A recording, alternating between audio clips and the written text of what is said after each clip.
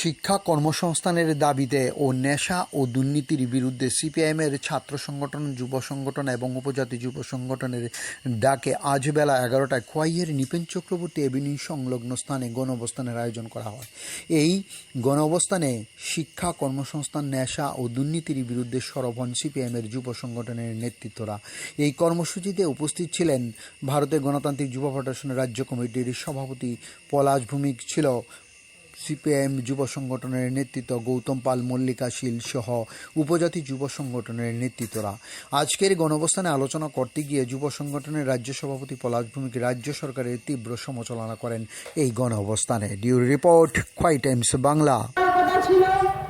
আমাদের যে শিক্ষা, স্বাস্থ্য, বাসস্থান, এরকম 5টা মৌলিক অধিকার যেগুলির মধ্য দিয়ে মানুষের একটা সুন্দর জীবনযাপন করার কথা ছিল, আজকে 80 বছর পেরিয়ে গেল আমরা লক্ষ্য করছি আমাদের এই ভারতবর্ষের যুবক যুবতী সহ আপামর জনগণ একটা দুর্বিষহ জীবনযাপন করছে এবং এর জন্য দায়ী হচ্ছে আজকে আমাদের দেশের এবং রাজ্যের যারা শাসন ক্ষমতায় থেকে যারা জনগণকে বিভিন্নভাবে সুবিধা দেওয়ার কথা ছিল, তাদের জনবিরোধী নীতি গ্রহণ করার ফলে আজকে আমরা লক্ষ্য করছি আমাদের ভারতবর্ষের জনগণের জীবন সেখানে মারাত্মকভাবে সেখানে দুর্বিষহ হয়ে উঠেছে।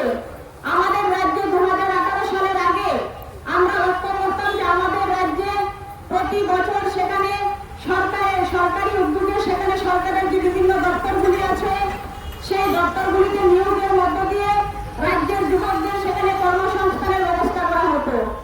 রাজ্যের সাধারণ মানুষের সাহায্যে বিভিন্ন রকম উন্নয়নমূলক কর্মসূচি গ্রহণ করে রাজ্যের মানুষকে সেখানে সাহায্য করা হতো।